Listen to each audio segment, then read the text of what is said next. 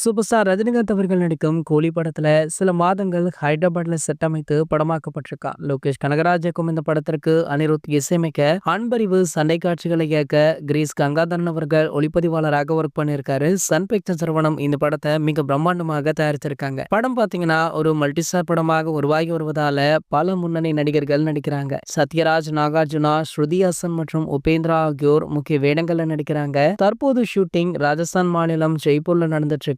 ஆனா ரஜினி சார் அங்க இல்ல. காரணம் என்ன அப்படின்னு பாத்தீங்கன்னா, அவருடைய போர்ஷன் அனைத்தையுமே முடித்துவிட்டு தற்போது அவர் அவருடைய அடுத்த திரைப்படமான ஜெயிலர் 2 படப்பிடிப்புல இணைஞ்சிட்டாராம். இந்த வேலையில பாத்தீங்கன்னா தற்போது கூலி திரைப்படத்துடைய அடுத்த பாடல் பற்றி முக்கிய அறிவிப்பு ஒன்று வெளியாகி இருக்கு. அதாவது கூலி திரைப்படத்துடைய அடுத்த பாடல் ஒரு பெப்பி சாங் அப்படின்னு சொல்லப்படுது. இந்த பாடல்ல நம்ம பேபி ஷாலினி அவங்க ஒரு பாடல் பாடி உள்ளதாக சொல்லப்படுது.